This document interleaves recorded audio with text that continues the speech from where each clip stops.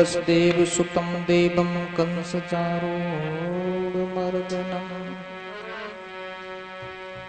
देवकी परमानंदं कृष्णं वन्दे जगद्गुरुम्।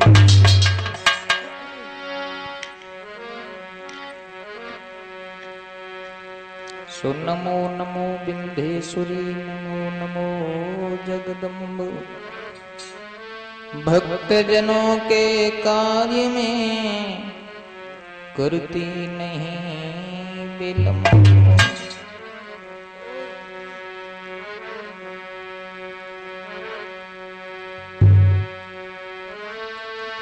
कच घुंघराले शीश पे बंसी अधर सुहाए।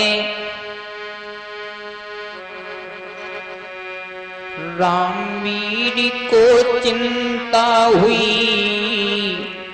कहीं नजर नहीं लग जाए। माधव मदन गोपाल हरे राधापति चित चोरे। मनोज मन चंचल हुआ जैसे चंद्र चकोर।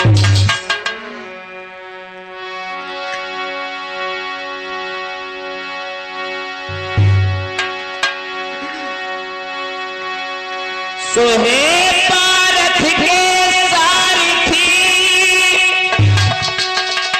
और तुम्हें कोटि प्रणाम। आय की हमें संभालियो मेरे मन की छुट्टी लगा।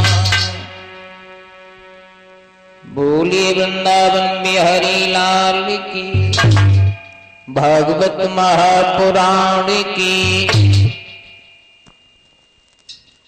अनंत है। श्री विभूषित जगत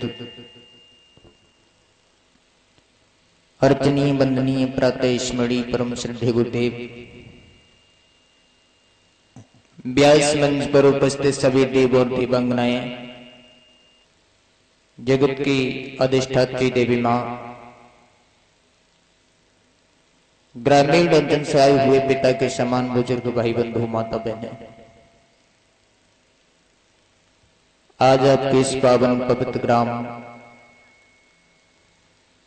फतियापुर में श्रीमद् भागवत महापुराण का ये अनुष्ठान चलते हुए पंचम दिवस है, 5वां दिन है। तो आइए सबसे पहले मन वाणी पवित्र करने के लिए उन्हीं यादविंद सरकार मुरली मनोहर कन्हैया के चरणों में थोड़ी देर की वंदना, उसके बाद आगे प्रसंग।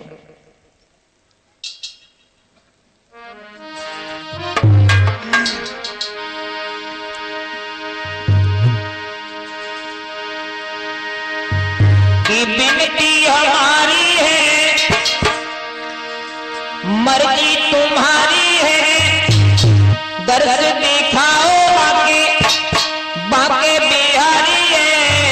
नंदन गोपाल श्री हरि विपिन बिहारी। नंदन गोपाल श्री हरि विपिन बिहारी।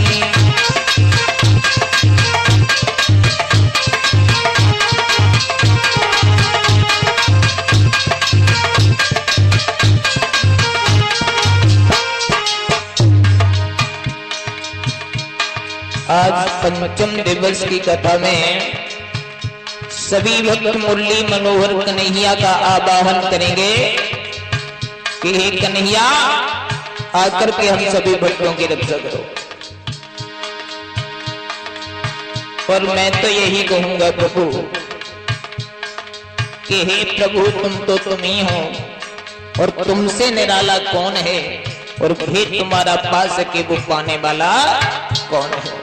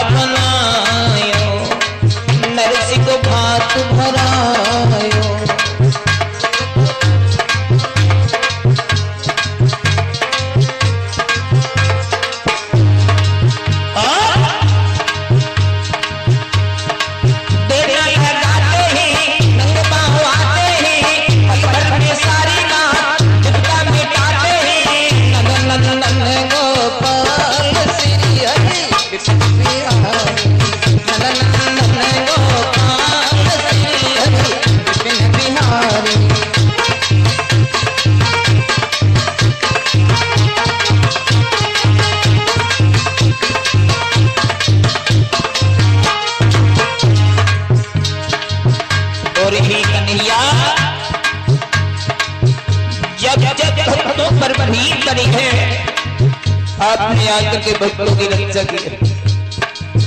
आज हम सभी भक्त आपका आवाहन करते हैं प्यारे, आकर के हम सभी भक्तों की रक्षा करो। अरे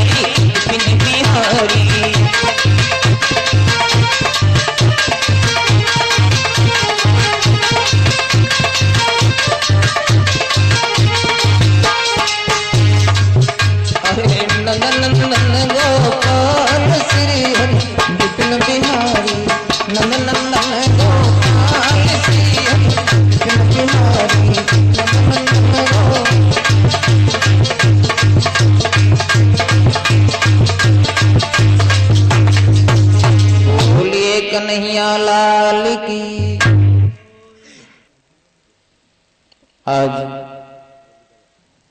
गंगे मैया के पावन तट पर विराजमान व्यास नंदन श्री सुखदेव जी महाराज उत्तरानंदन परीक्षित को कथा सुना रहे हैं। भगवान की रसिकमयी कथाएं तो अनेक स्थानों पर चल रही हैं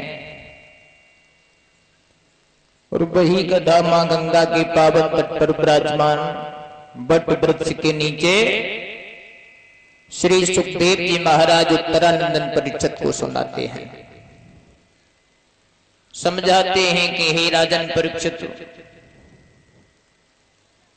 तुम्हारे अंदर जो भय लगा हुआ है कि वो तक्षक साथ में रोज हमें डस लेगा, ये तक्षक एक दिन सबको डसेगा। लेकिन हाँ अंतर है, मनुष्य का शरीर प्राप्त करने के बाद जिसने संसार रूपी सागर में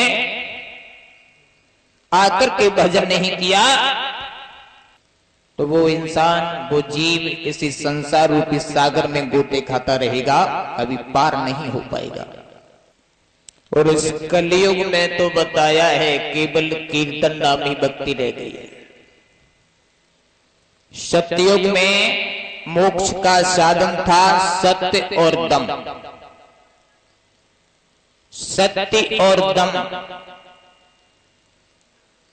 त्रेता में त्याग,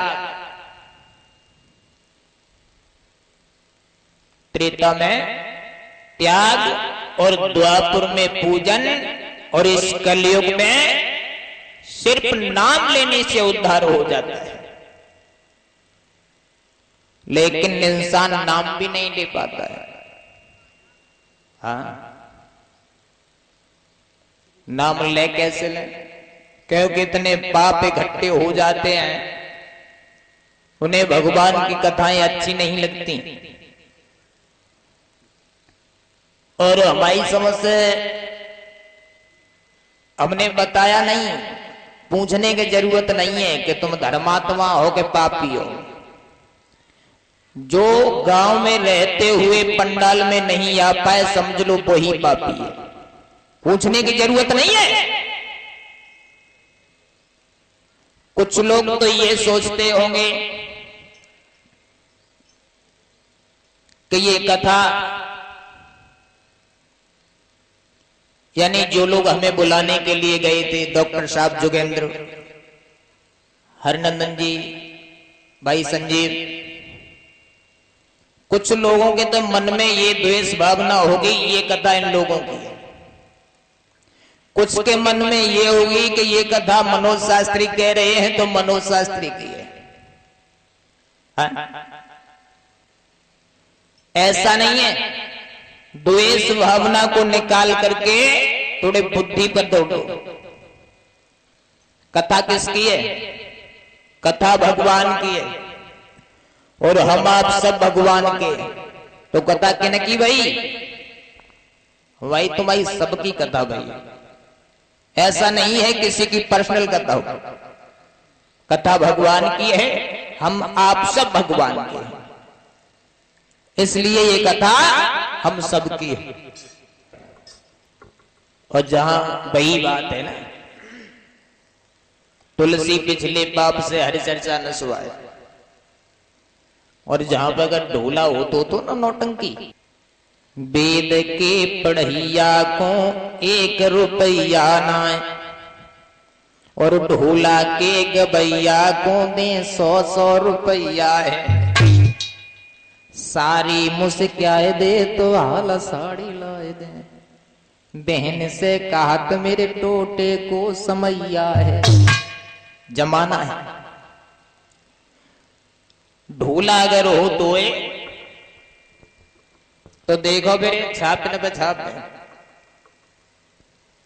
वो बराबरी भी काउंट दे रहे। अच्छा हमसे बराबरी चला जा। फिर देखो और कोई वेद पाठी ब्राह्मण शास्त्री कोई कथा सुना रहा है तो बड़ी शर्म लग रही है, ब्यास गद्दी पे 10 रुपया चढ़ा, बहुत शर्म आ रही है। और ढोला के गवैया को 100-100 रुपया है, और रुपया देने के बाद में उल्टी सीधी हो सुन पे। परीक्षित महाराज, वो लड़का जो साड़ी पहने के नाचा तो है तो लड़का ही, जब वो रुपया लिया तब का मालूम?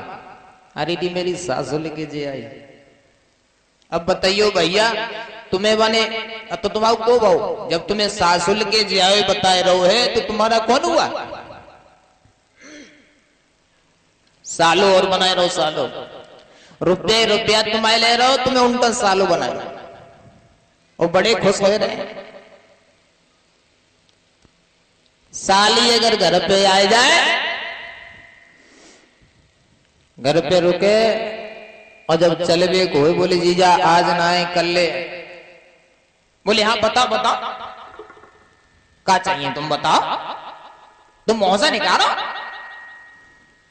सारी कह जीजा ज्यादा ना है तो झमकियां तो बनवा दो। तो चाहे भैंसिया बेच जाए, चाहे बुकरिया बेच जाए, चाहे टपरिया बेच जाए, और सारी खुश करके बेचेंगे। और बहन अगर भैया दे पे 1000-2000 रुपया खर्च करके आए, जब इतने चलिए तो पूरे 500 लिए 23 बहना। अब कितना आलू बहुत मत होगा, अब की यही तो दोनों करके तो दे दें। बहन से कहा तो मेरे टूटे को समझ। ये जमाना है, हम लोग भूल गए, भटक गए कि हमने पुण्य धर्म सब छोड़ो, राम जाई माया के कारण हमने।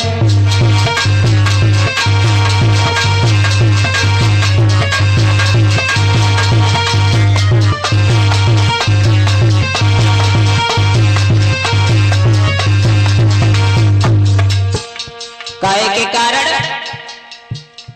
सारो जीवन निकलो जाए रहो, हाय लला हाय पला हाय काम हाय दाम। धर्म नहीं कमा पाया, पुण्य नहीं कमा पाया। याद आएगी बाद में जब यम के दूध लेने के लिए आए, कहवे के लिए 5-5 भैंसें द्वारा बंधी हैं। अगर काउ से बात करे बोले हमका काउ कमे, लेकिन बंदी गाय के लिए और माया इकट्ठी करने के लिए 5 भैंसी मेरे द्वार बंधी है।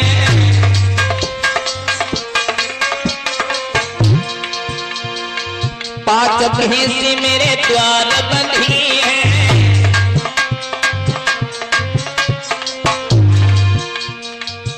पांच भैंसे दूध दे रही लेकिन पी नहीं सकत। काहे के लिए कोई एन में निकारो के न में काहे के लिए माया के लिए के हमने सीख बोरे नाए चाकोरा जय माया के कारण बने।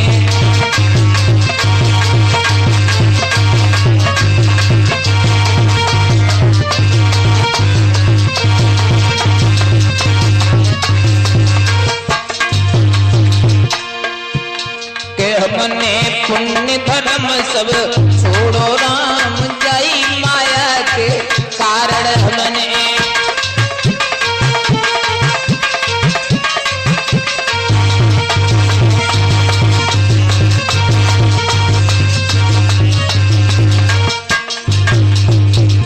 और बाट भिखारी द्वार पे आए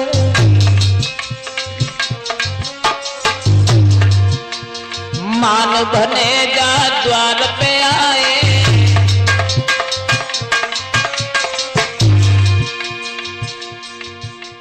मान बने जाएगा द्वार पे आ जाए ना तो एक बार को फिर मामा को तो लगे कि हमारे बने जाए गए और माई कहीं तो कहां पे आई गई आज और रोज के हमने लौटन से लुढ़काए राम जय माया के कारण हमने पुण्य धर्म सब छोड़ो राम जय माया के कारण।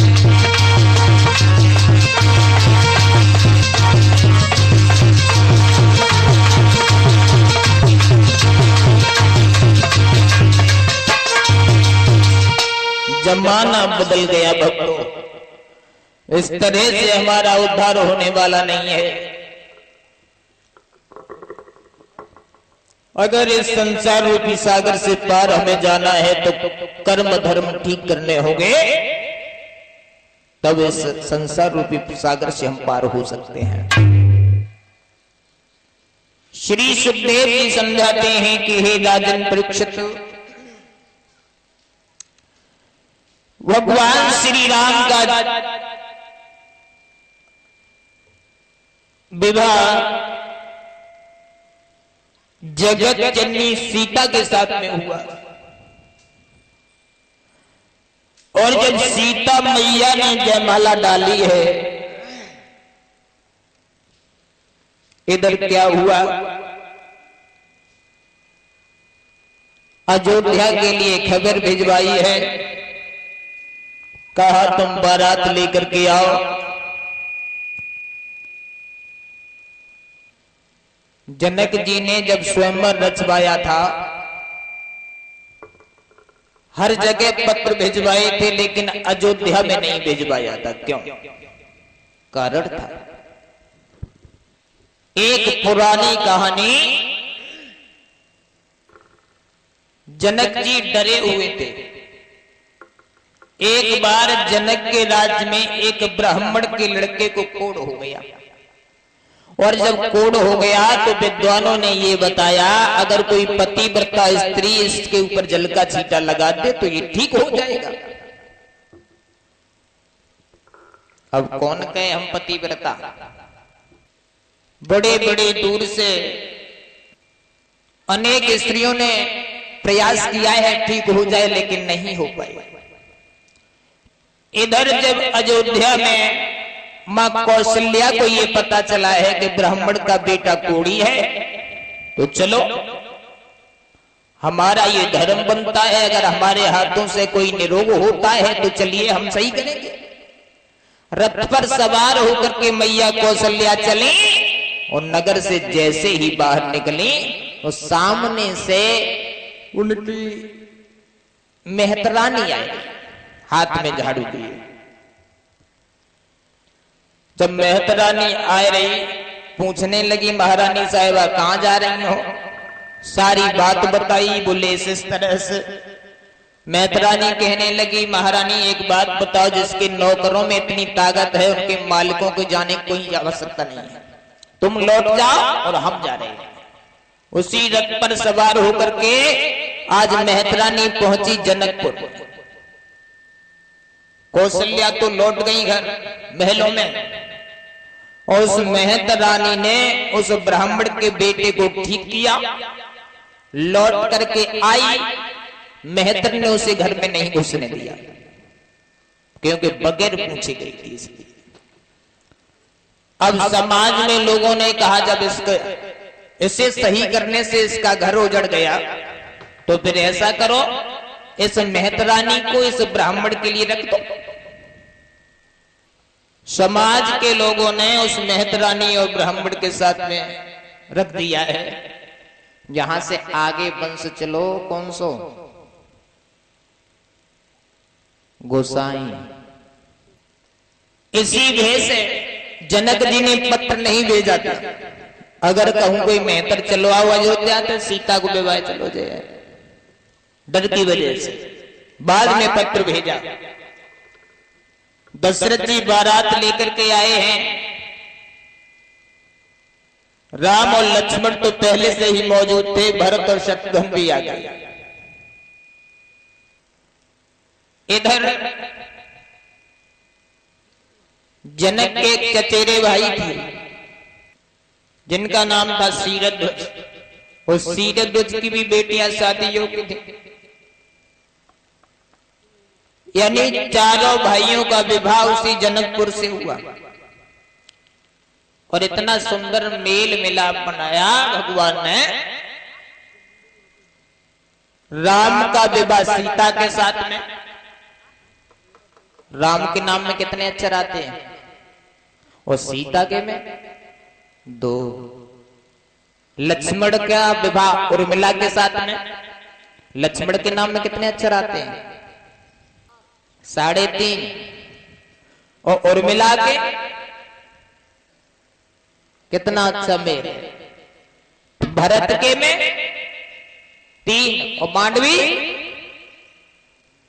3। और शत्रुघ्न के नाम में और श्रुत कीर्ति के साथ नाम में बहुत सुंदर मेल बनाया। और होना भी चाहिए, होना भी चाहिए। चारों भाइयों का विवाह हुआ। और जब विवाह हो गया, विवाह जब हो जाता है, उसके बाद में परीक्षित मार कुंवर गले हुआ और तो कुंवर गले हुआ हो तो है या कि पति जी पता ना है। अच्छा, कुंवर कले हुए होते हैं। और जब कुंवर कले हुए होते हैं तो जब माताएं बहनें बहुत परेशान करती हैं। तो कुंवर कले हुए रहो। इधर राम के साले रहे लक्ष्मी निधि, और लक्ष्मी निधि की पत्नी रहे, बाको नाम रहे सिद्धि। और स्त्रियां जब मजाक करती हैं तो सिद्धि वो बोली राम से, लला राम एक बात पूछे तो छुपाइयो तो ना, हमसे बताइयो। जरूर। राम बोले बिल्कुल पूछो पूछो। का पूछो चाहे? तो बस सिद्धि बोली,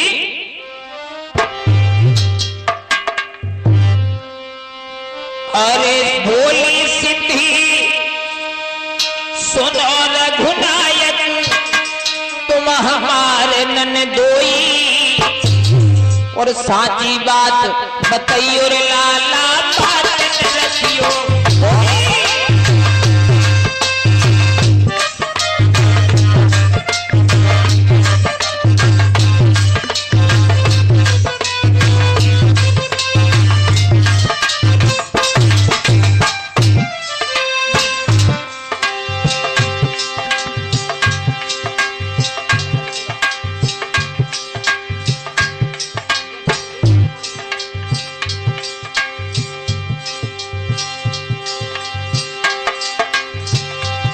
सिद्धि बोली,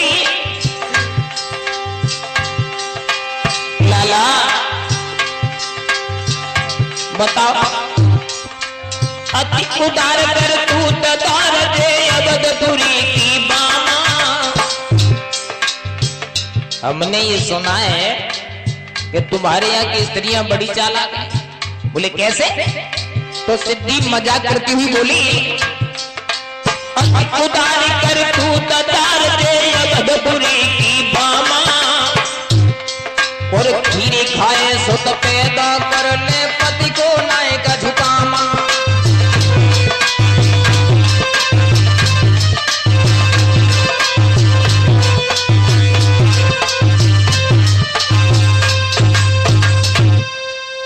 बस सिद्धि बोली, लाला बताओ क्या बात है? सही है?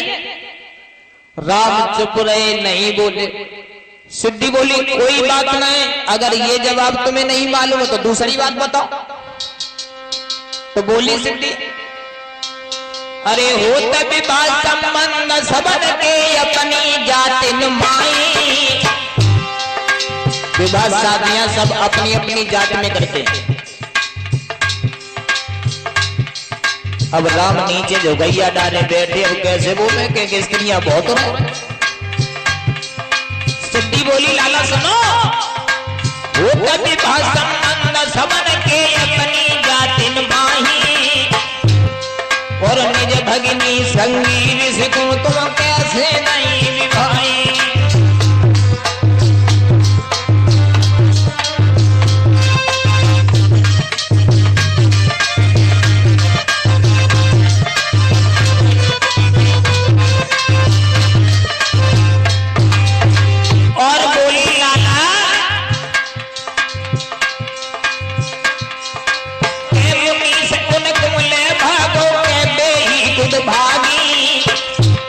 और ऐसी बात बताइयो लाला तुम रघुवंश उदारी।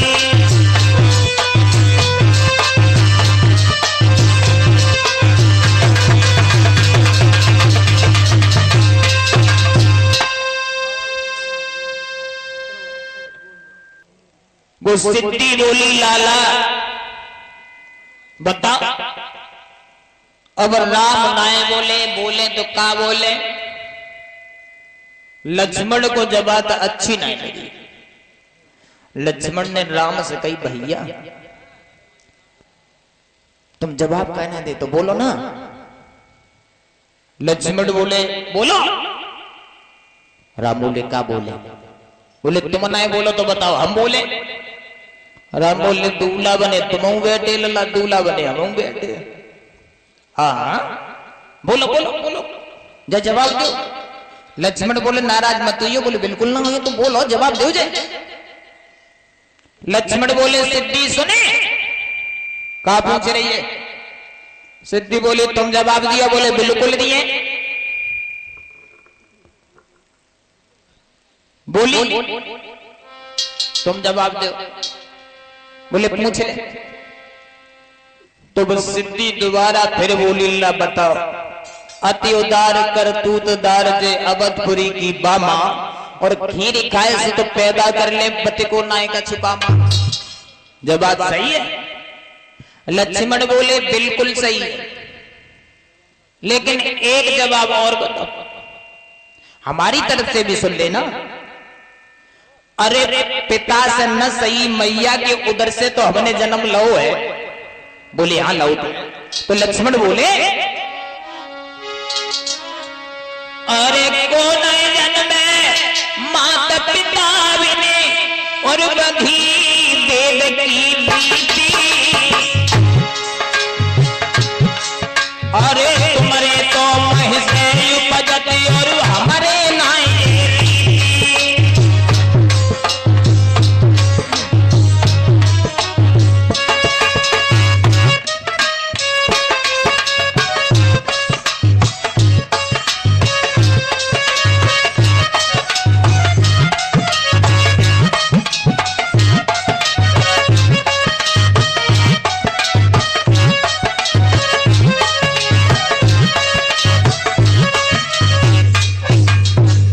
लक्ष्मण बोले पिता से न सही मैया के उधर से हमने जन्म लिया, लेकिन तुम्हारे जहां का हो? तो बोले हमारे जहां का हो तो, लेकिन तुम्हारे जहां हाँ मनवा इतना पला पामर लाइन चलेगा, काऊ गड्ढा में तो ललीला खोद ले आओ, लेकिन हमारे यहाँ नहीं होता है। सो ये स्त्रियां बोली बहना चुपेरा जो बड़ो जंडेली है। लक्ष्मण बोले और बता। बोले ना ना ना कोई बात ना, हमें जवाब नहीं नहीं नहीं और बताते हैं। बोले ना अब मत बताओ। सभी लोग शांत हो गए। कुंवर कलेवा हुआ, और जब कुंवर कलेवा हुआ है और ब्याह तोले पूरो ना हो तो जोले गाली लगाई जाए। हाँ, लेकिन आजकल जैसी गाली ना है, ये सारे समझी तेज रोना घूरे पे डले। हाँ, पहले की स्त्रियां गालियां गाती थी बहुत सुंदर, और ये 51 रुपए का पुरस्कार हमारे पास में भिजवा रहे हैं श्रीमान राम भरोसे सिंह, भूतपूर्व प्रधान के पुत्र आशीष यादव जी की तरफ से 51 रुपए का पुरस्कार मेरे पास में आ रहा है।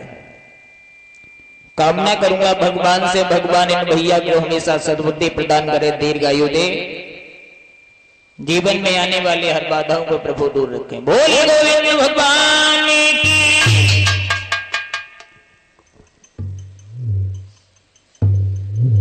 सभी स्त्रियां गालियां गाने लगी हैं।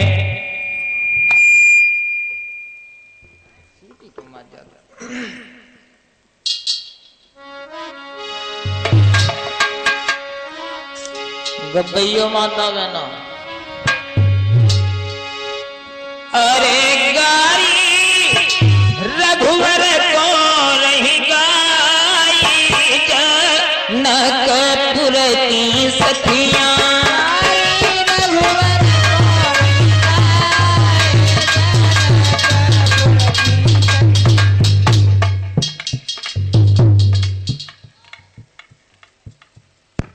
हेलो काऊ को मौज चूं करो नहीं करो पता सही हुए कहीं चिल्लायो तो हार्ट अटैक हो जाए।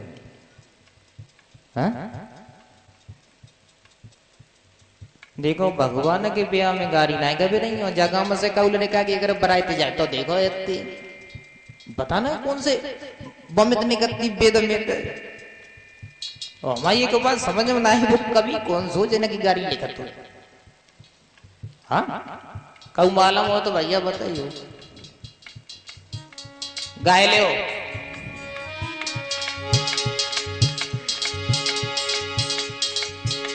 बड़े यहू भाग्य हैं जो हमें प्रभु के विवाह में गालियां गाने का शुभ अवसर मिल रहा है। सब लोग का के गाली रघुवर को नहीं गाई जनकपुर की सखियां।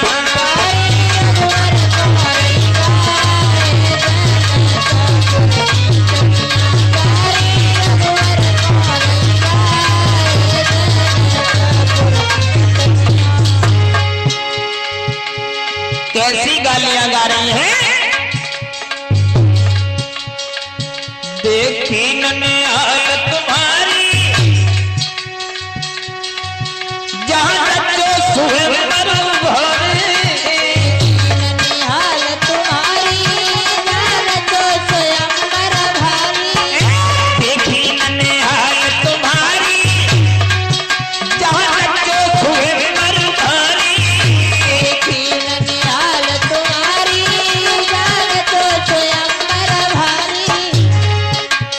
हरि की कही तुम्हारी मात जनकपुर की सखियां।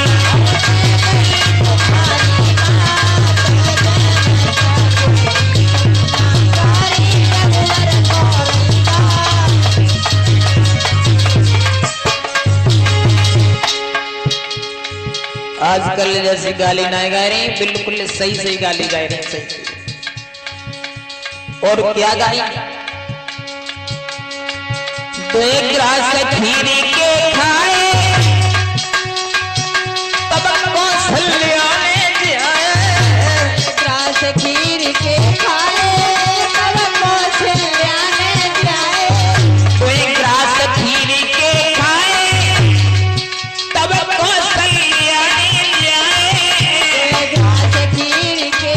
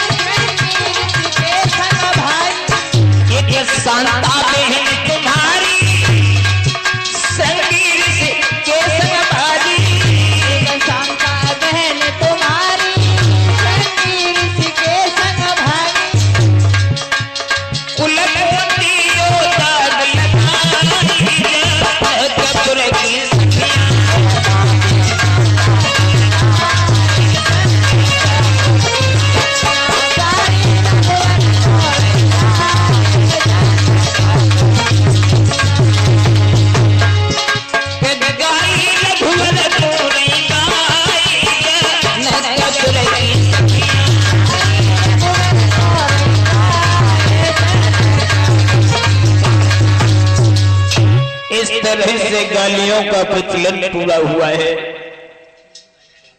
और ये 50 रुपए का पुरस्कार हमारे पास में भिजवा रहे हैं मानवर कश्मीर सिंह नेताजी। कामना यही है बिहारी जी से कि भगवान हमेशा ने धन धान से भरपूर रखे, इसी तरह से धन क्षेत्र में हाथ अग्रसर रहे। प्यारे भक्तों, इधर जब चारों भाई विवाह करके जब चलने को उद्यत हुए हैं, आज मैया सीता रोने लगी। सभी सखियां एकत्रित होकर के आ गई और सीता मैया रोई है।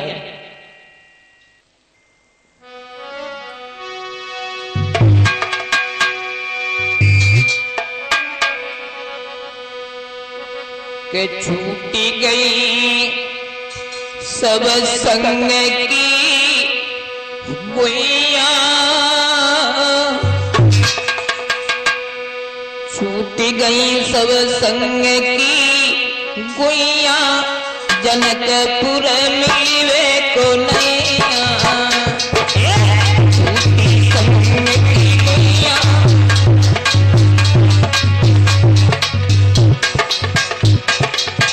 क्योंकि मैया सीता को ये पता था कि हमें पुनः अब जनकपुर देखने को नहीं मिलेगा। साथ की सहेलियां छूटी जा रही हैं, अब इनसे मैं कभी नहीं मिल पाऊंगी।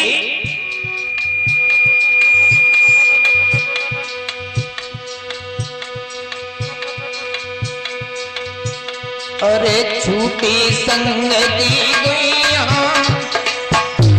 जनकपुर मिले को नैया।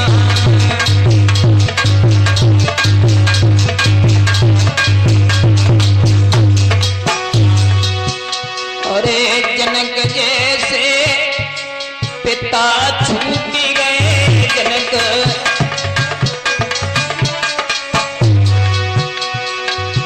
और छूटी सुने न सिमैया, जनकपुर मिले को नैया।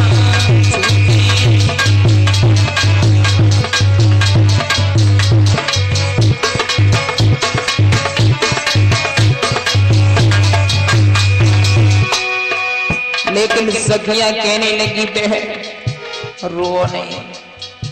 अरे इधर तुम्हारे माता पिता छूटे हैं, उधर तुम्हारे माँ बाप मिल गए।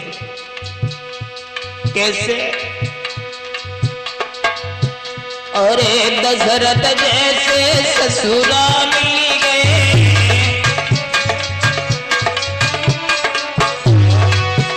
अरे दशरथ जैसे ससुरा मिल गए।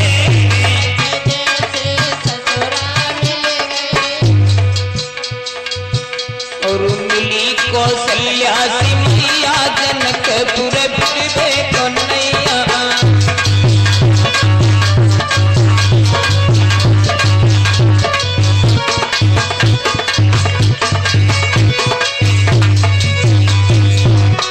और बोले हैं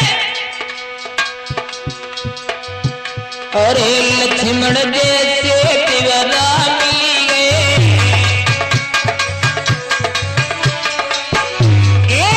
लक्ष्मण जैसे तिवरा मिल गए।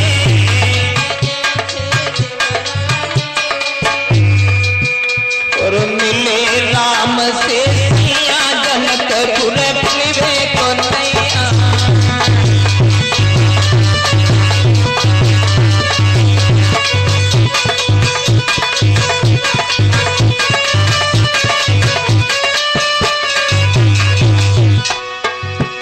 और छूटी संग की सखियां, जनकपुर मिले को नैया।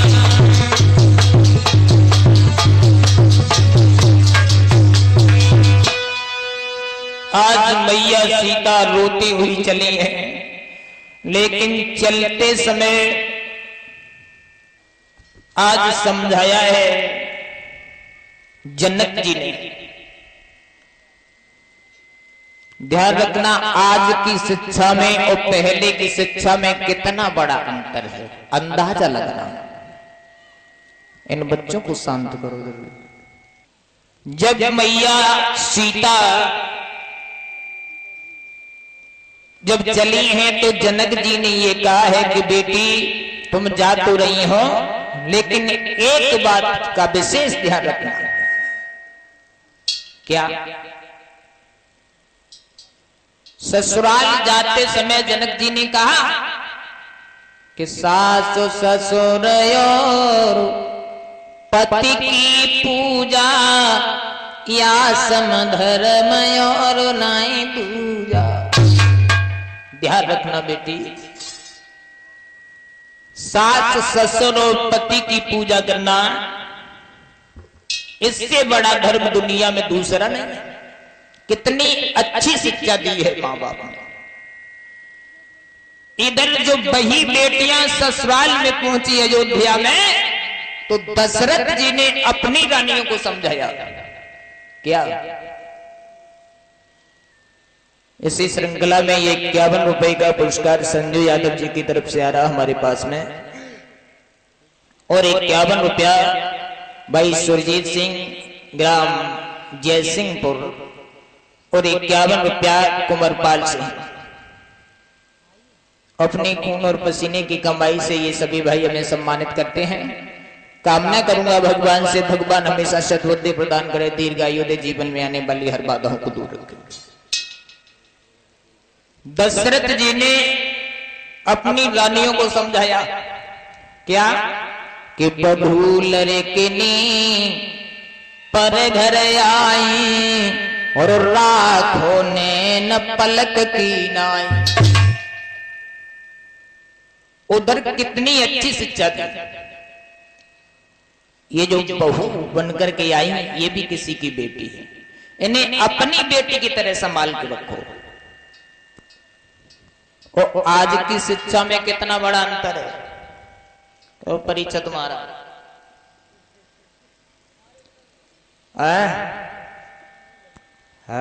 आज की शिक्षा में पहले में कितना अंदाजा लगा ना। आजकल लग रहा है शादी हुई कि जाए ना विदा हुए तो बिटिया जब चले तो भैया आ जाए, भाभी आ जाए, मैया आ जाए, बबला आ जाए, सब आ जाए। बोले बिटिया तुम चिंता कतई मत करियो, ना कतई डरियो, अगर कोई बात हो तो फोन करियो, ट्रैक्टर भर के हाल आ जाए,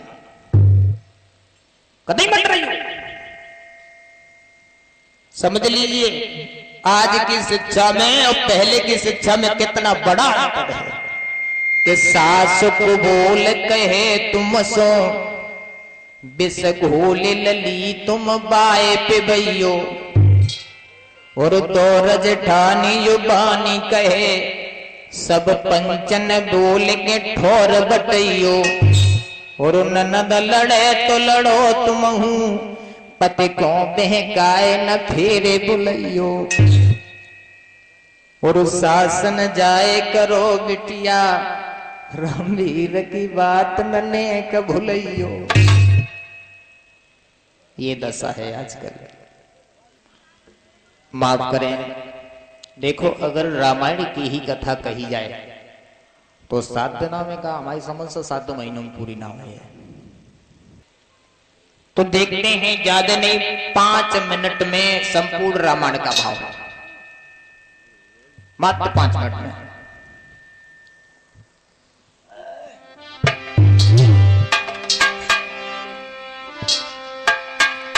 कि बलिदान मांगने का, जरा समझें, रामायण कथा कही जाए पूरी नहीं हो पाएगी, 5 मिनट में समझें। कि बलिदान मांगने का कोई कारण अगर नहीं होता,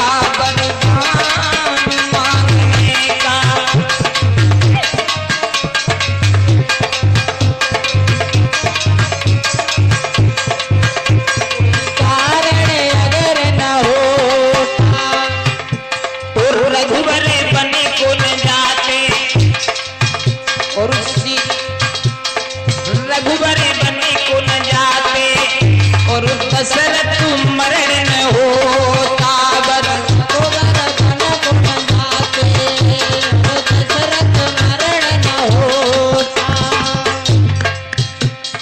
अगर कैकेयी वरदान नहीं मांगती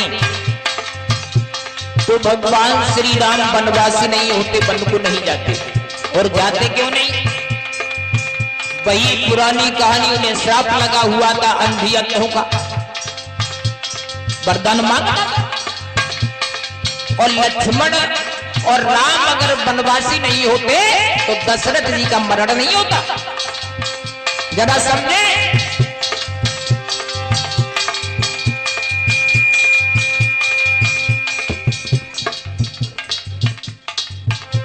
और जब वनवासी नहीं होते, और होते क्यों नहीं?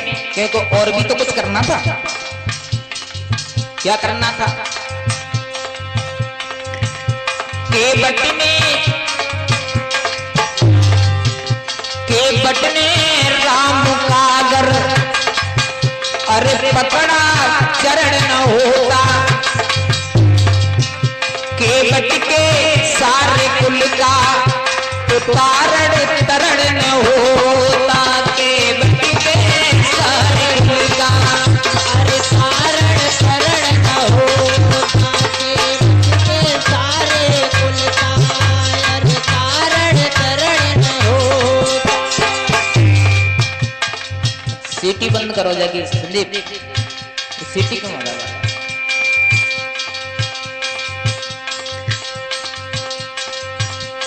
अगर वन को नहीं जाते तो केवट को भी तो वरदान दिया था, केवट का तारण तरण नहीं हो पाता, जाना था। और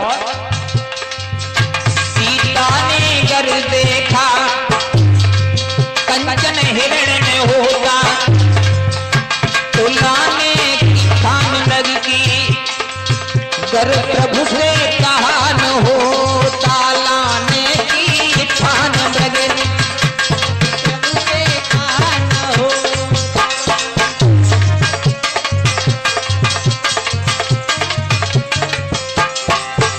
अगर चले भी गए थे श्री राम मृत को लेने के लिए, तो सीता को क्या करना था? रेखा से बाहर कर सीता ने और रखा कदम न होता। तो कागज पे लिख के दे दो सीता हरण न होता। कागज पे लिख कर दे दो सीता हरण न होता। कागज पर लिख कर दे दो सीता हरण न होता। और होता क्यों नहीं? क्योंकि तो और भी तो आगे कुछ करना था। अगर सीता की चोरी नहीं होती, सीता का हरण नहीं होता, तो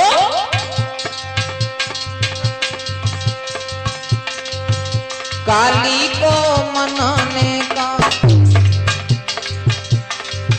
गर कोई यत्न न होता।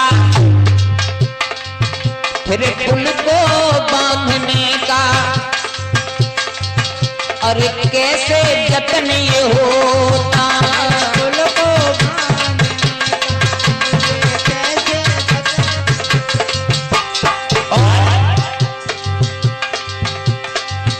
अरे हनुमान जी के द्वारा घर लंका दहन होता। ले पूछ समुद्र न जाते मकर ध्वज पैदा न होता। पैदा न होता।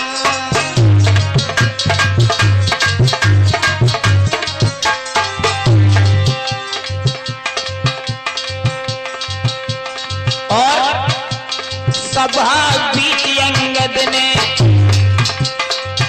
गर पटका पैर न होता। जरा गौर करें। सभा बीच अंगद ने गर पटका पैर न होता। अंगद की बात सुनकर सीता को लौटाया होता। अंगद की बात सुनकर सीता को लौटाया होता। और अंगद का पैर पकड़ लिया। अगर वही पैर भगवान श्री राम का पकड़ते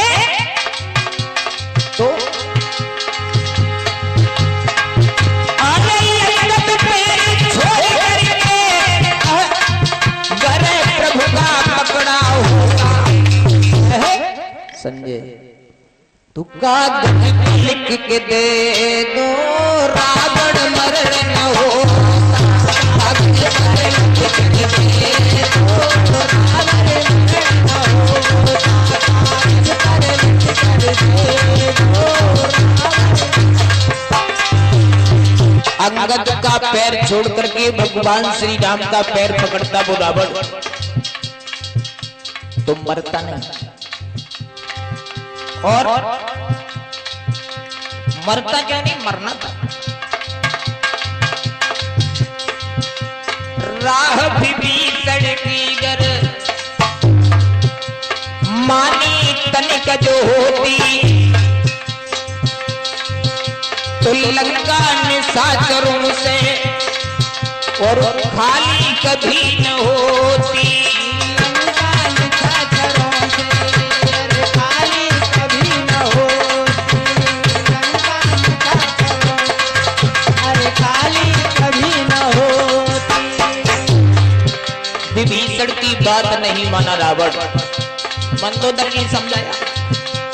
मंदोदरी की विनती गरुमानी तनिक जो होती, तो मंदोदरी की गोदी अरे खाली कभी न होती। मंदोदरी की गोदी खाली कभी न होती, मंदोदरी की गोदी अरे खाली कभी न होती। और होती क्यों नहीं, देखो होना था।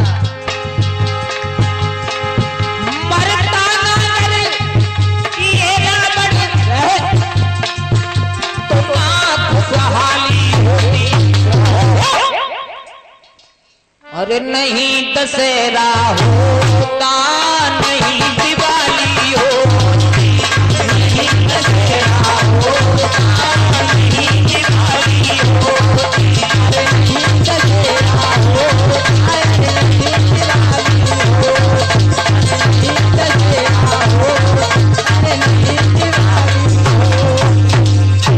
रामायण। माफ करें समय कम था इसलिए थोड़े शब्दों मैंने समझाया। ये 50 रुपया भाई अरुण यादव जी ढोड़पुर से,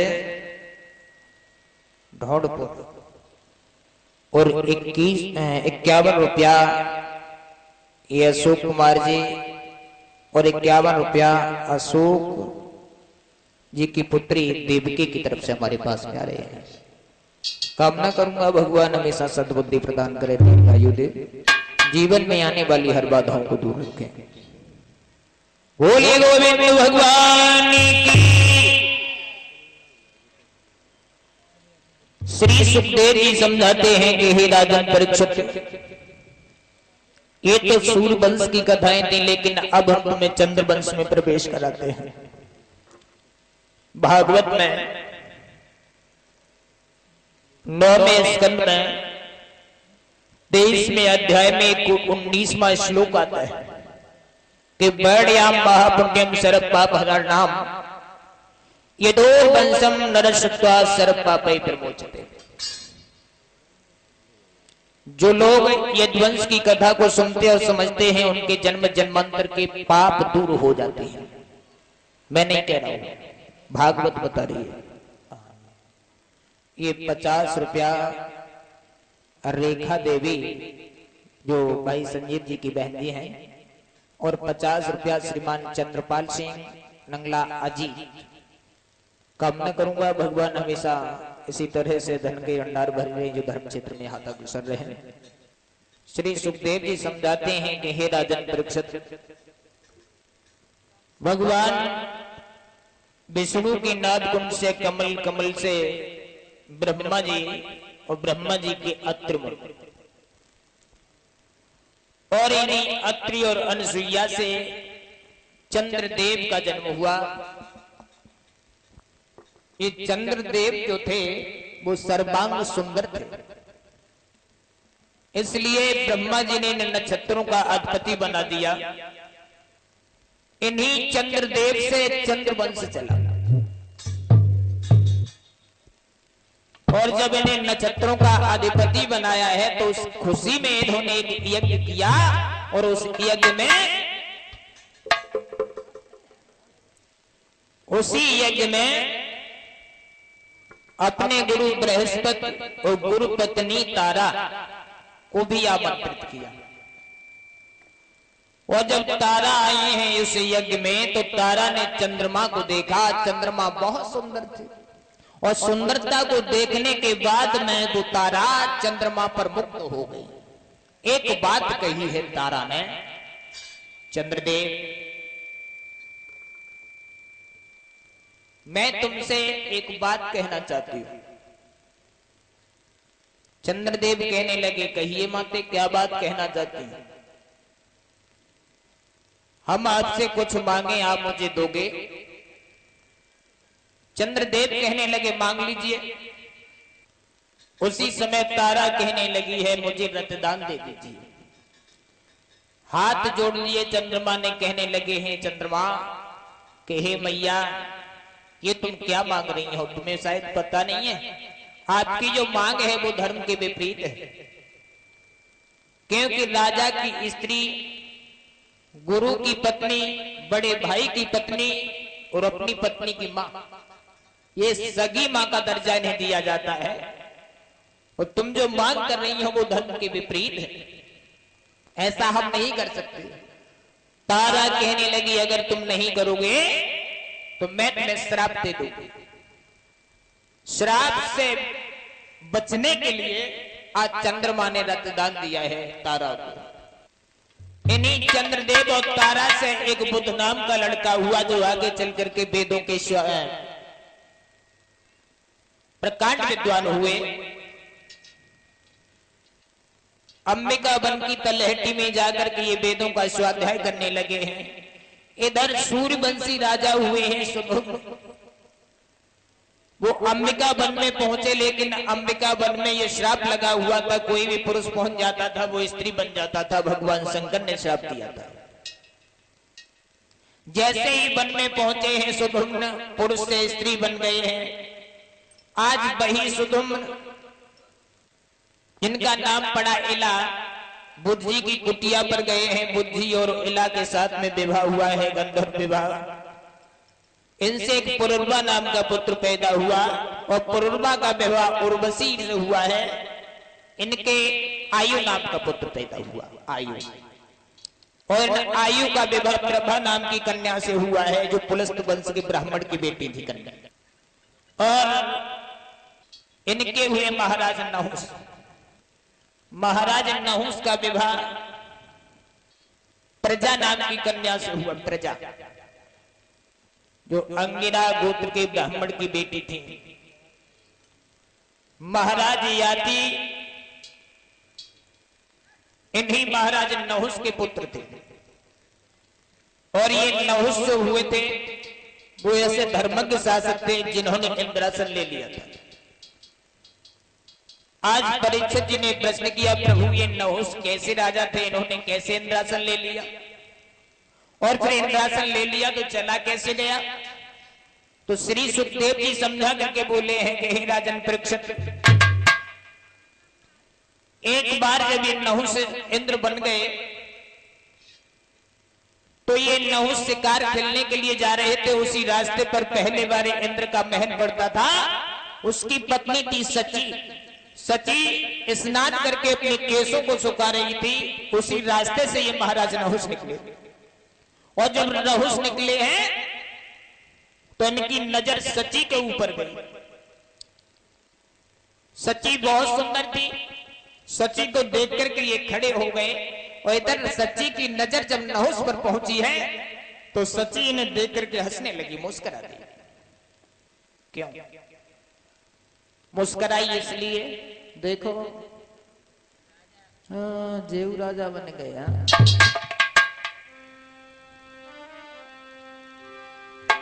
ध्यान रखना बच्चों कि छोटी पूरी कामिनी और सबही बिसकी बेली।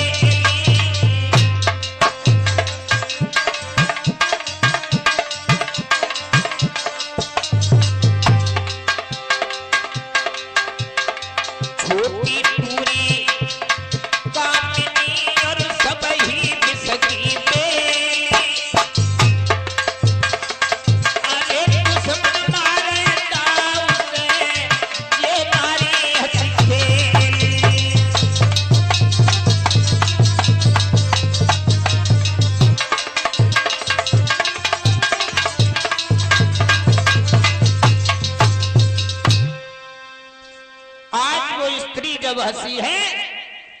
महाराज नहुस के दिल में काम वासना जागृत हो गई। उन्होंने ये सोचा कि स्त्री हम पर मुक्त हो गई, हमें देख करके खुश हो गई। शिकार खेलने नहीं गए, लौट के वापस आए, एक पत्र लिखा, पत्र। और उस पत्र में क्या लिखा? अगर तुम हमारे राज्य में रहना चाहती हो तो हमारे साथ में तुम्हें रमण करना होगा। पत्र भिजवा दिया सची के पास। आज उसी पत्र पर सची ने लिख दिया, महाराज मैं रमण करने को तो तैयार हूं, लेकिन हमारी दो शर्तें हैं। दो कौन सी शर्तें हैं? पहली शर्त यह है, जिस पलंग पर तुम हमारे साथ में रमण करोगे वो पलंग वेद पाटी ब्राह्मणों के द्वारा भर बना चाहिए। दूसरी शर्त यह है, अपने महल से जब तुम चलोगे तो पालकी में बैठ करके उस पालकी में कहार नहीं लगाना, फिर संतों को लेकर के आना। संतों कह दी ठिकाने की बात, लेकिन वो कामी राजा नहीं समझ पाया क्या है क्या नहीं। शर्त मंजूर है, क्योंकि लिखा भी है किसी कवि ने कि कौआ अंधो रात में और दिन में उल्लू होई।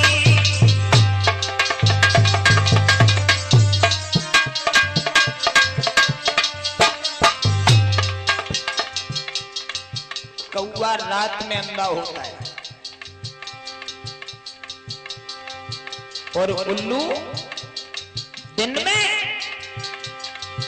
अरे कौआ अंधो रात में और दिन में उल्लू होई।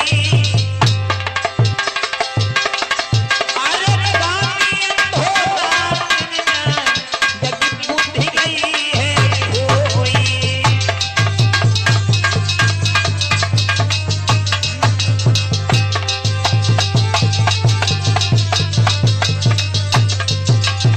और ध्यान रखना भक्तों,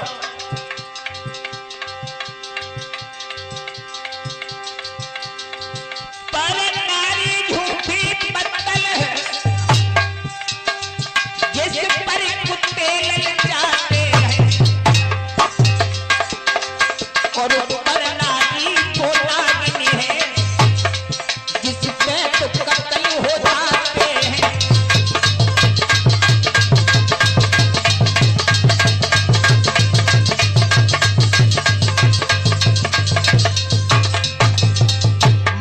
मैं नहीं कह रहा हूं, जो विद्वानों का मत है वो मैं दर्शन हूं आपके सामने।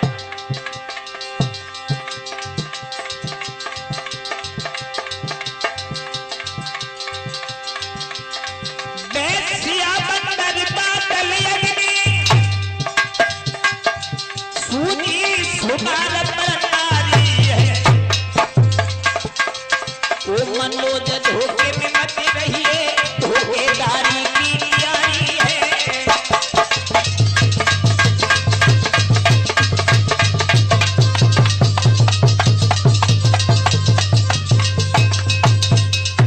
ध्यान रखना भक्तों, आज वो नहुस ने क्या किया है? ब्राह्मणों को बुलाया और पलंग को भरवा करके सची के महलों में भिजवा दिया।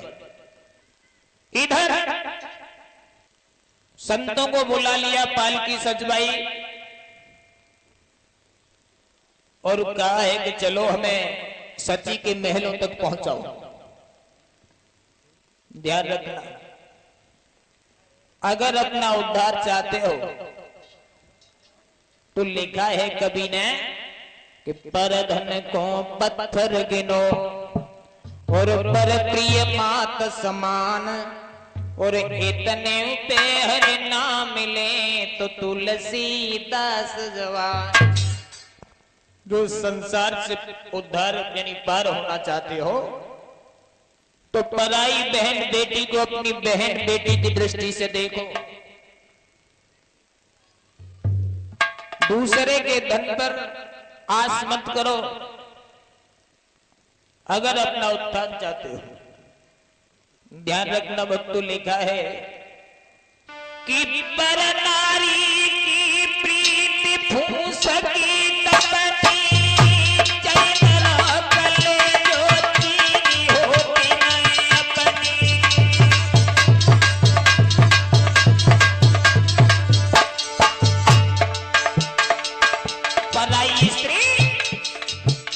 कभी तुम्हारी नहीं हो सकती।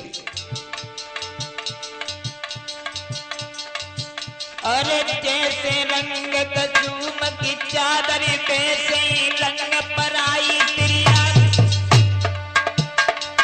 और हाल ही तो हंस के बोले, और हाल ही करके तुम तड़ा को।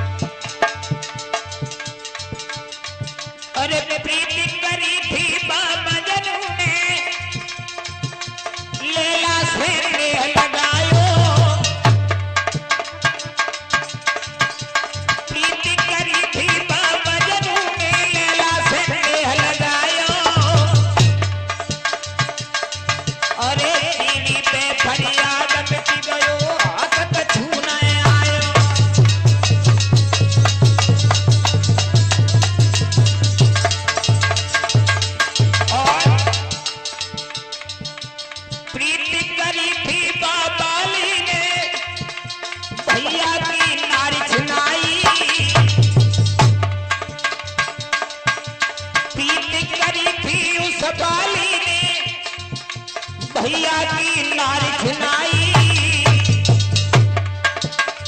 अरे चंपापुर में रामचंद्र ने दियो धन गिराई।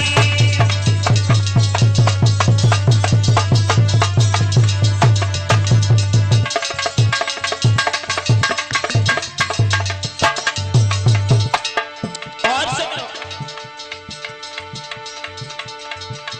प्रीति करी थी उस रावण ने, सीता से नेह लगायो,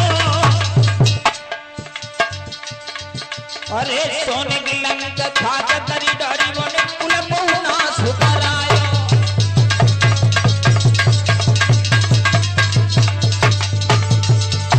और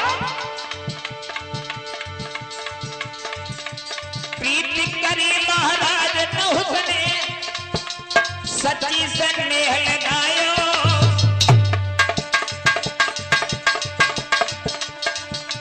प्रीति करी महाराज नहुस ने, सची से नेह लगायो।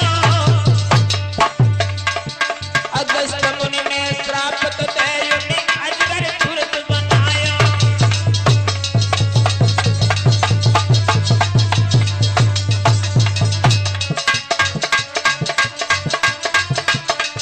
इसलिए इशारा है नौजवान भाइयों की तरफ, अरे नेहर समय पे न आवे तो घर की नाली ही अच्छी, अरे ब्यूटीफुल बद चलन नारी से काली काली ही अच्छी।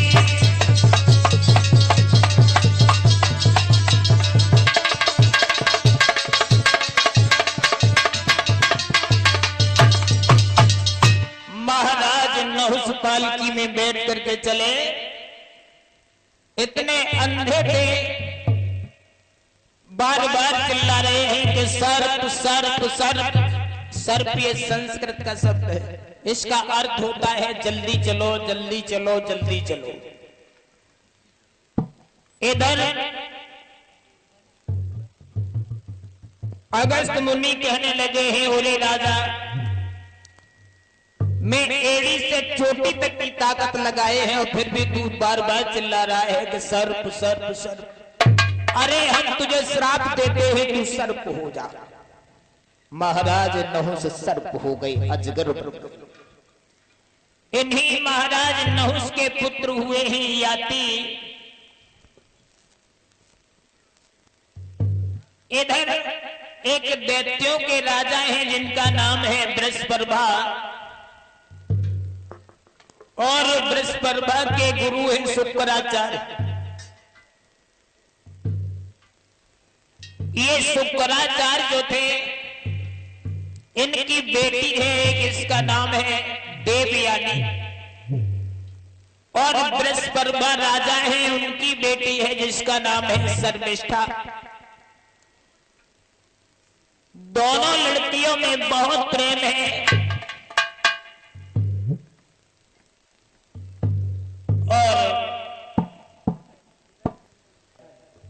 एक दिन देवयानी से शर्मिष्ठा बोली है, दीदी कहाँ चली जाओगत नहीं है बताओ। अब कजो मत पूछो दीदी, क्यों?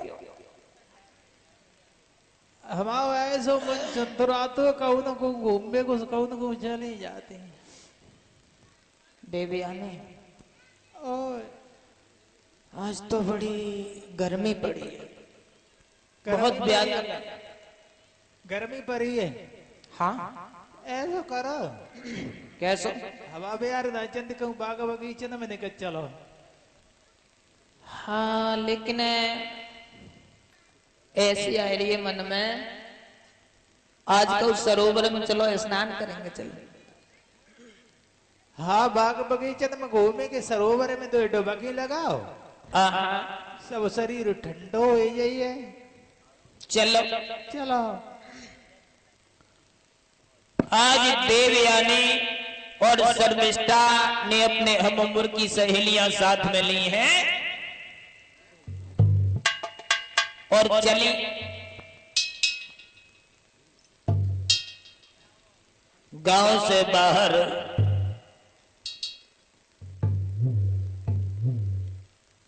एक सरोवर था, उस सरोवर पे पहुंची, और जब सरोवर पे पहुंची हैं, क्या किया है सभी लड़कियों ने? शर्मिष्ठा बोली, दीदी वस्त्र तो ले कुनाया है। ऐसा करो, हाँ हाँ जो उतार के पारे पे दत्त ये न को देखो तो नंगे हो सके को दे परा। सही सही की दाई सब नारी और गोरा महादेव आए, दाई सब गोरा महादेव आए, दाई सब नारी गोरा महादेव आए। लड़कियां स्नान करने लगी हैं सरोवर में, लेकिन क्या था विधि का विधान?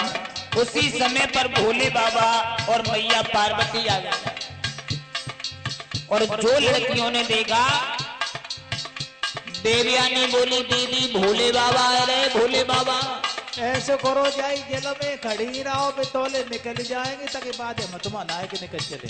पागल होगा, काहे? दोपहरी इतनी तेज है, और कहूँ घनी छाया में वे बैठ गए आराम करने के लिए, तो पता नहीं कितनी देर बैठे रहे। ओरी जाओ सही का तो उनको कोई किनारो ना डमरू बजे उठो छाया हम बैठे के तो बजे तू ही रहे हो। हाँ हाँ तो निकल चलो। हाँ हाँ चलो चलो। लड़कियां सब भागी और अपने अपने वस्त्र पहन लिए, लेकिन देवयानी और शर्मिष्ठा के वस्त्र आपस में बदल गए। शर्मिष्ठा भूल गई साड़ी, बदली गई साड़ी, शर्मिष्ठा भूल गई साड़ी, बदल गई साड़ी। शर्मिष्ठा बदली गई साड़ी, भूल गई साड़ी,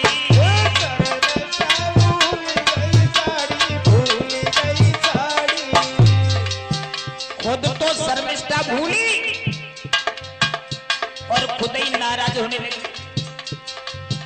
देवी अनबन सी आई गोदा महादेव आए, गाई सब तारी गोरा महादेव आए, गाई सब तारी गोरा महादेव आए।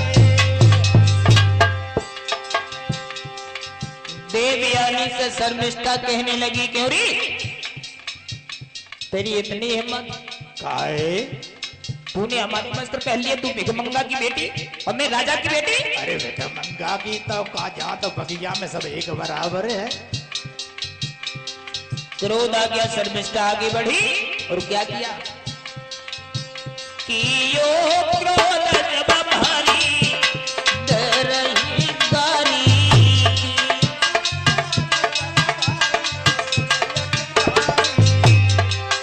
कि यो क्रोध जब भारी डरही गारी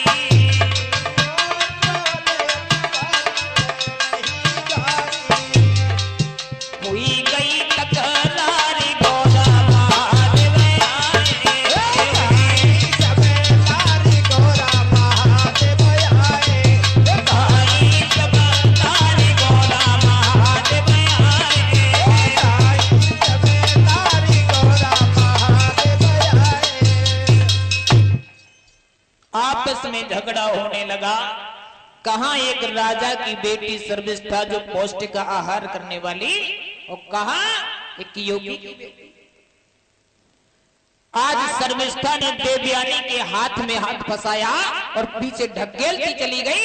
पीछे एक कुआं था और उस कुआं में देवयानी गिर गई। काय रे तेरी इतनी हिम्मत है मेरे।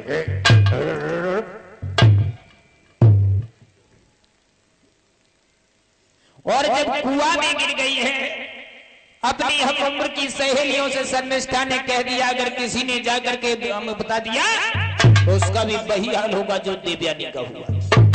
कोई ना बताइए, कोई ना बताइए काऊ।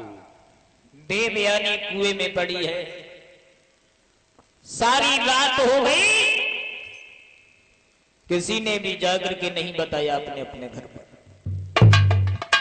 इधर भगवान की लीला, महाराज याति सवेरा जब हुआ है तो शिकार खेलने के लिए उसी रास्ते से निकले हैं। और जब उसी रास्ते से निकले हैं तो देवयानी ने जब घोड़ा के पैरों की आवाज सुनी तो आवाज लगाई। वो समझ गई कोई घोड़ा पर रास्ता गिर जा रहा है तो आवाज लगाती हुई बोली है,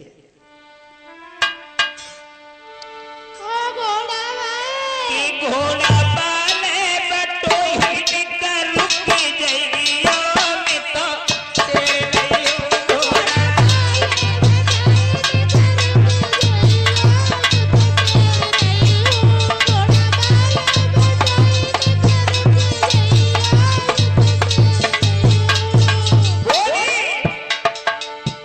घोड़ा बाले बटोही निकर रुक जाइयो तेरे घोड़ा।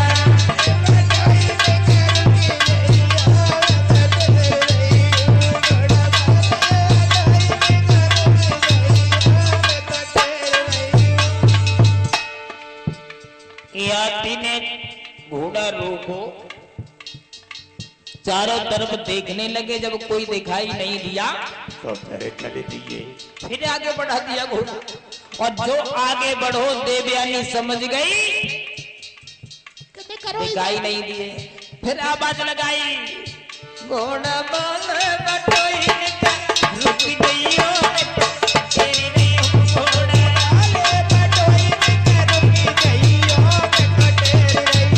घोड़ा।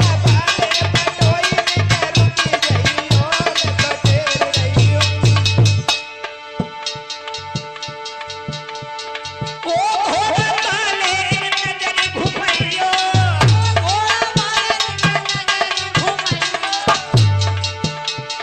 कुआं में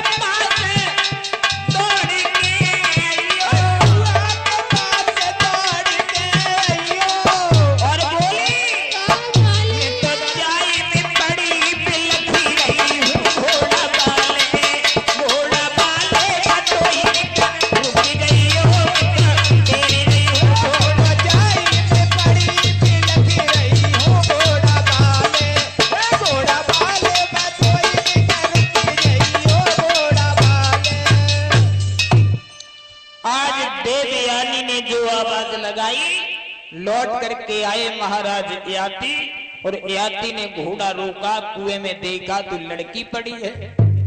क्या किया, घोड़ा की लगाम निकाली, कुआं में डाली, और कुआं से देवयानी बाहर निकाली। जब बाहर निकाली है देवयानी, बाहर निकल करके आई और देवयानी बोली हैं, महाराज ओए कौन हो तुम, कहां से आए हो, क्या तुम्हारा नाम है? अरे हमारे नाय से तुम्हें कहा चार उठारे में तुम्हारा काम होएगा, वो हमें जानते हो। ये 21 रुपया श्रीमान राजेश सिंह के पुत्र अंशुल यादव जी की तरफ से हमारे पास में आ रहे हैं। कामना करूंगा भगवान हमेशा सद्बुद्धि प्रदान करे, दीर्घायु दे, समाज में इन्हें सम्मान मिलता रहे। प्यारे भक्तों, महाराज याति कहने लगे हैं, नाम से तुम्हें क्या लेना देना, और नाम की बात है तो सुनिए, मेरा नाम याति है। बोली है देवयानी,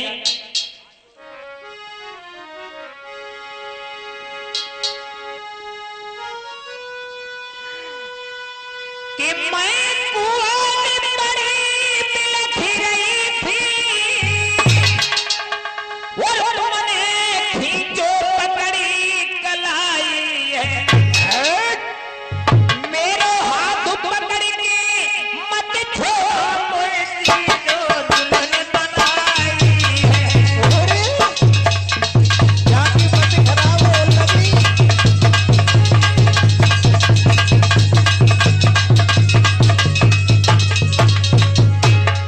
देवयानी बोले, महाराज हमारे साथ में विवाह कर दो। लेकिन महाराज याति कहने लगे, पागल है लड़की, अरे तू एक ब्राह्मण की बेटी है और मैं क्षत्रिय हूं, ये विवाह नहीं होगा। लेकिन बोली,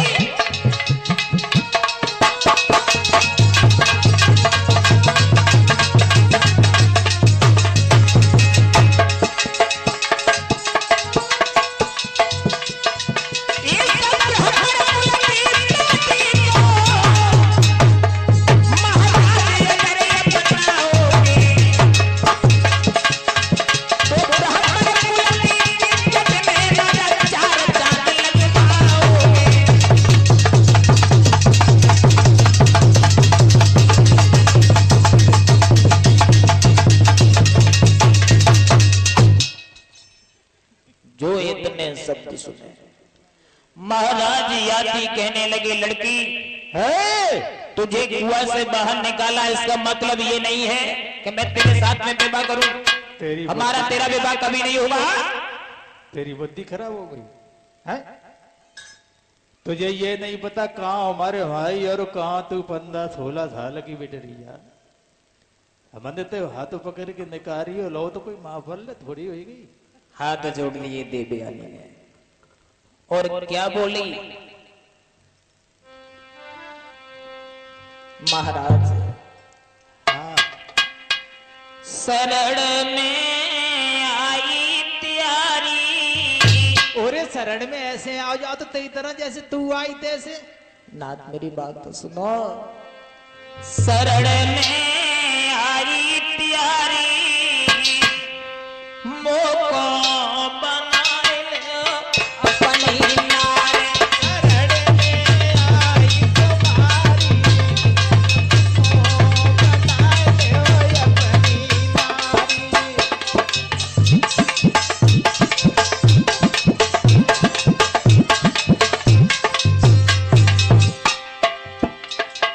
मेरे साथ में विवाह कर लो। महाराज याति कहने लगे, बिल्कुल नहीं। लेकिन बोली है देवयानी, तो तुम सम पुरुष नमो सम नारी।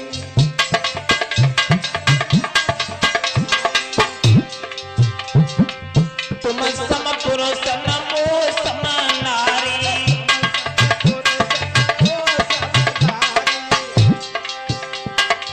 ये करता ने लिखी लारी।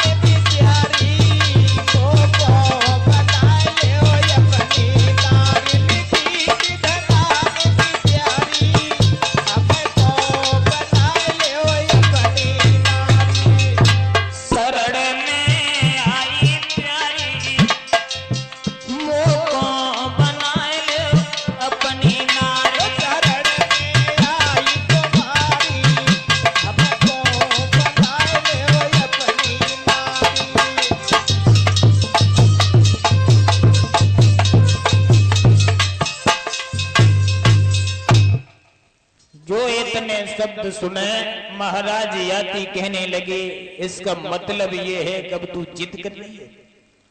मैंने तुझसे कह दिया तू ब्राह्मण की बेटी है, मैं क्षत्रिय हूं, ये विवाह नहीं हो सकता, लौट जा। महाराज घोड़े पर सवार हुए, और जब घोड़े पर सवार हुए हैं, इधर देवयानी आगे बढ़ी, आगे बढ़कर के महाराज के घोड़े की लगाम पकड़ ली, और जब लगाम पकड़ी, अरे अरे अरे, तो दिमाग ही सरीगो का, अरे घोटे छूट दे, शिकार से गुरु खेल लेते थे कि वो जाए के। अरे महाराज याति कहने लगे, लड़की क्या कर रही है? अरे घोड़ा टापते हो, झटका दिया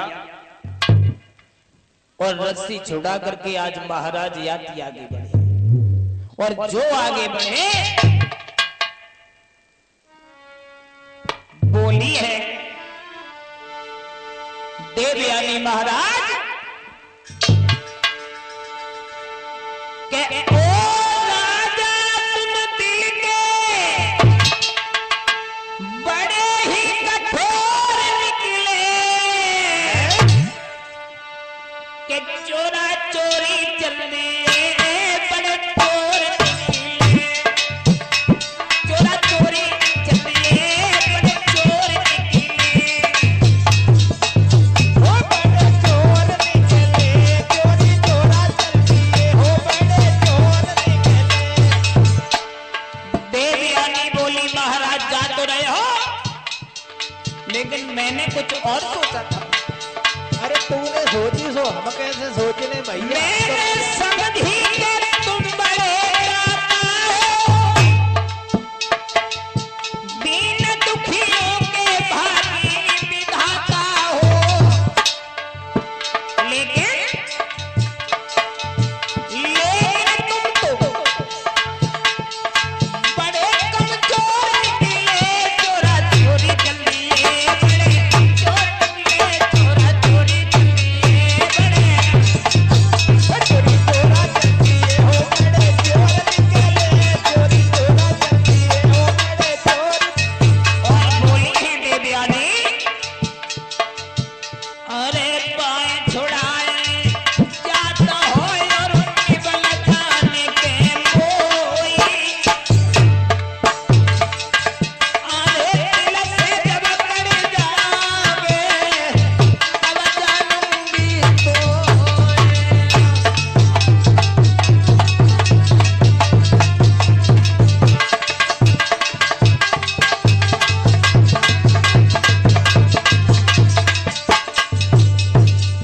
महाराज याति वहां से चले गए।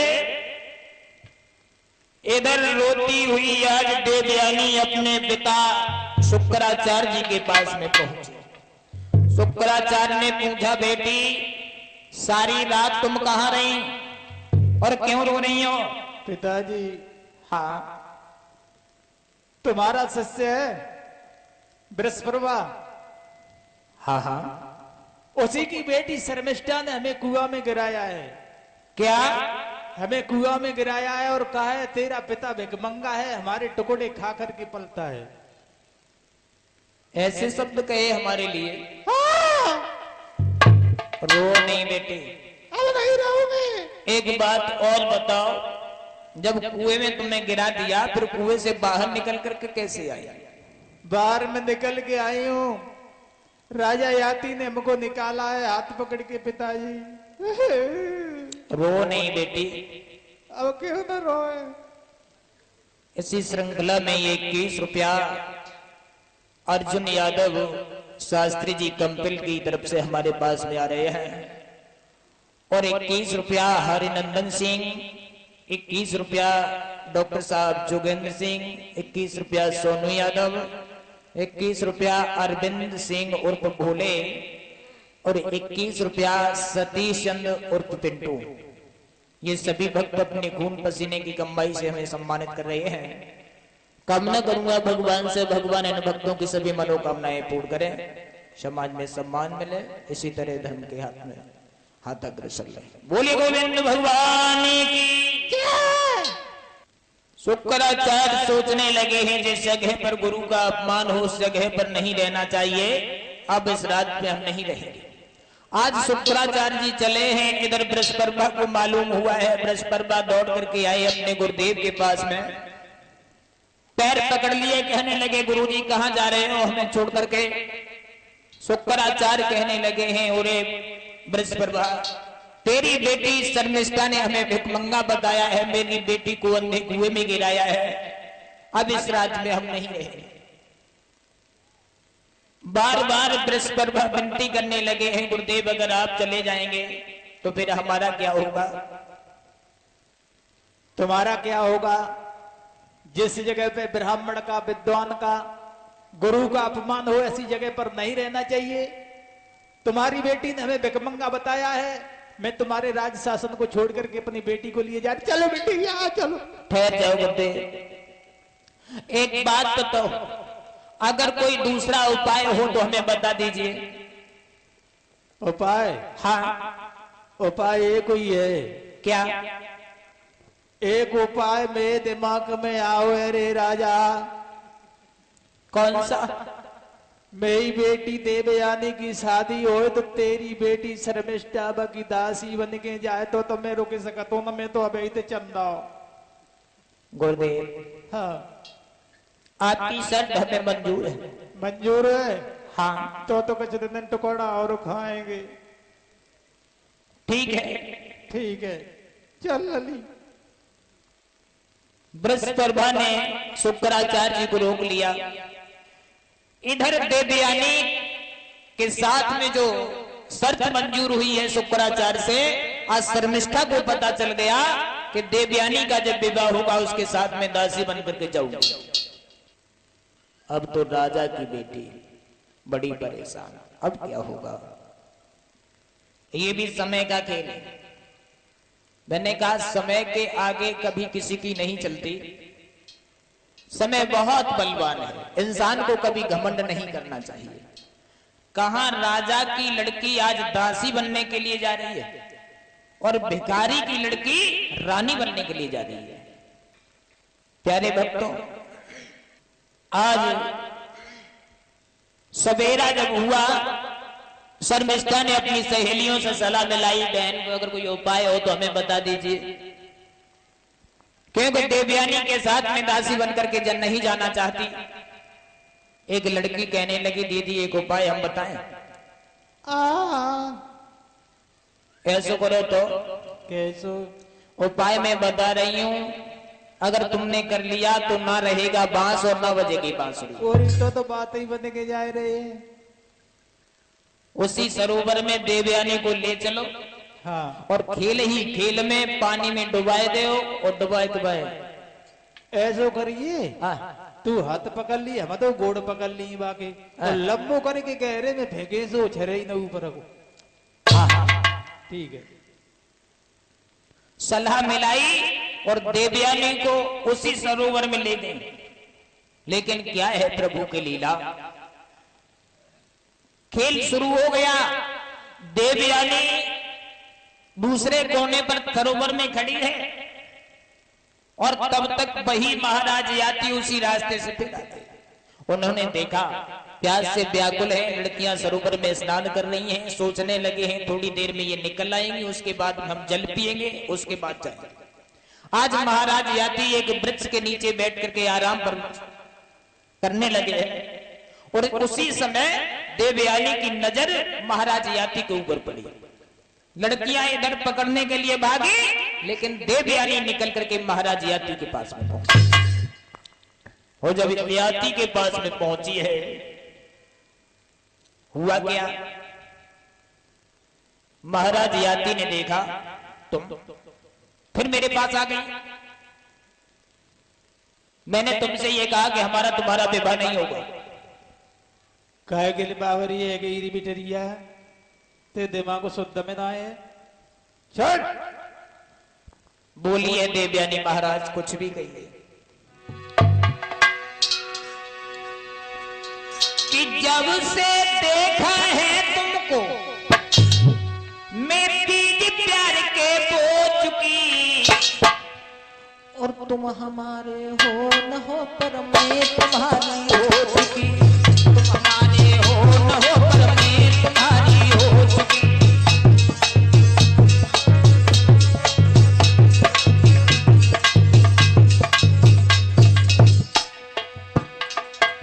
देवयानी कहने लगी महाराज कुछ भी सही, आप मेरी बात मानो या ना मानो, तुम हमें अपनाओ या ना अपनाओ, लेकिन मैंने तुम्हें अपने दिल में बसा दिया। और क्या बोली, देख के तेरी सूरत राजा मैं तो भाई दीवानी। अच्छा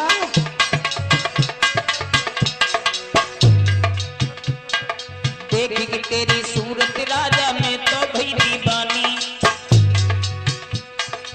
तेरे मेरे प्यार को राजा कहीं है लोग बखानी। और बोली सुंदर सूरत देखी आपकी वो तो आपने खोज की, तुम हमारे हो न हो पर मैं तुम्हारी हो चुकी, तुम हमारे हो न हो पर मैं तुम्हारी हो चुकी।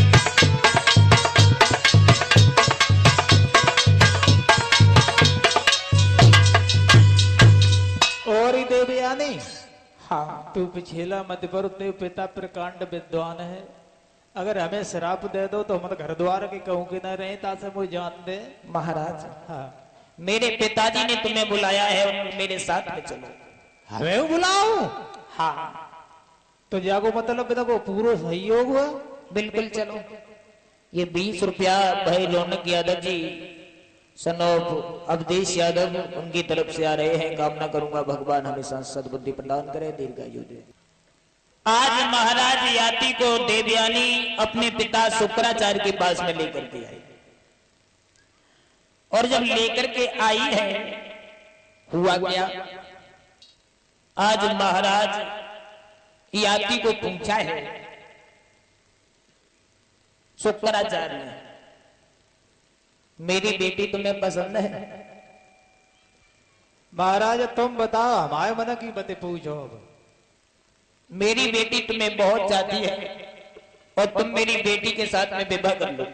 अच्छा हाँ चलो ऐसी यार- मर्जी है तो तुम जो कहो सो ही करिए महाराज। याति कहने लगे महाराज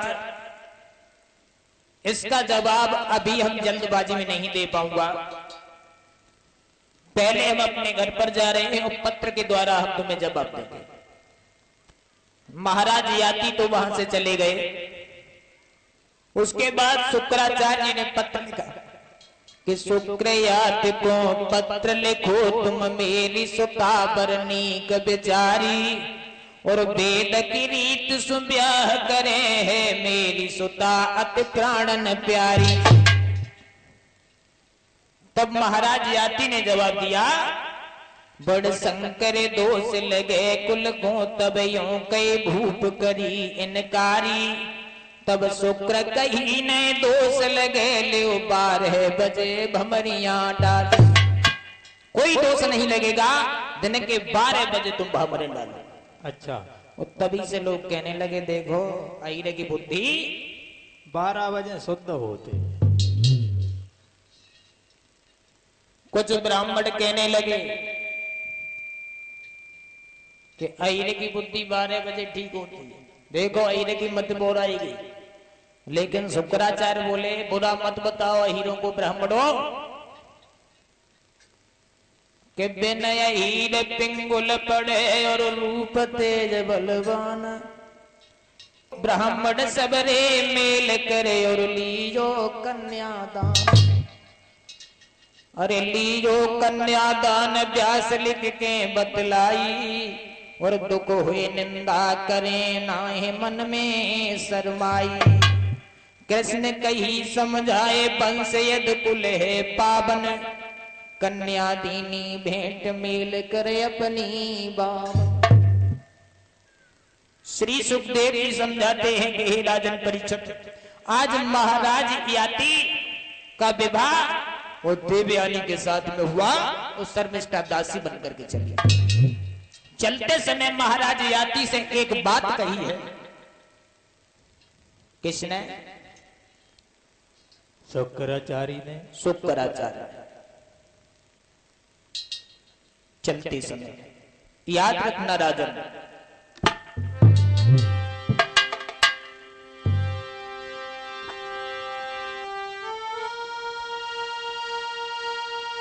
कि शुक्र ने पिता के समय कही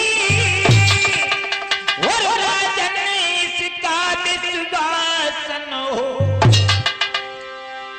मेरी बेटी से प्रेम करियो दासी से भोग विलास न हो।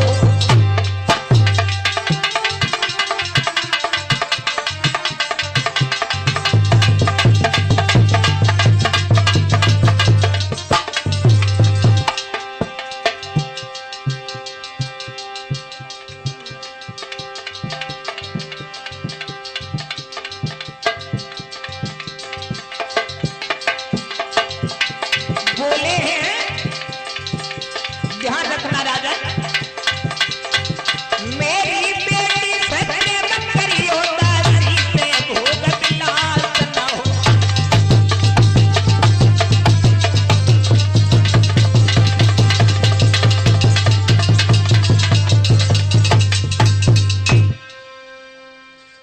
वचन दिया है शुक्राचार्य को महाराज याति ने, पहुंचे हैं अपने राज्य में। ध्यान रखना भक्तों, समय के अभाव से समझते चलो। आज महाराज याति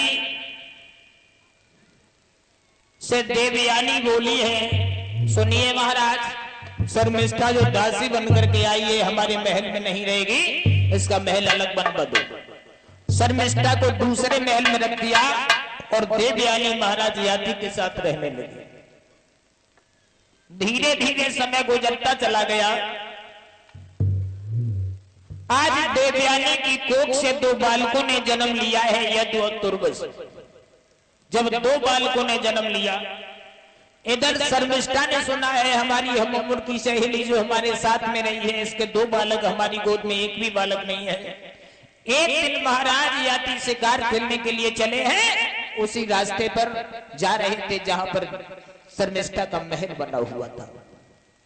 वो जब शर्मिष्ठा के महल की तरफ पहुंचे तो शर्मिष्ठा ने देखा महाराज याति, ये 50 रुपया भाई संदीप यादव जी जो सोना नवाबगंज से जो आए हुए हैं, उनकी तरफ से ये 50 रुपए का पुरस्कार हमारे पास में आ रहा है। कामना करूंगा भगवान इन्हें हमेशा धन धान से भरपूर रखें, जीवन में आने वाली हर बाधाओं को दूर रखें, समाज में सम्मान मिलता रहे। और 21 रुपया भाई आदेश की धर्मपत्नी आरती, उनकी तरफ से हमारे पास में आए हैं। भगवान हमेशा सुख शांति प्रदान करें। बोलिए गोविंद भगवान की जय हो। क्या किया,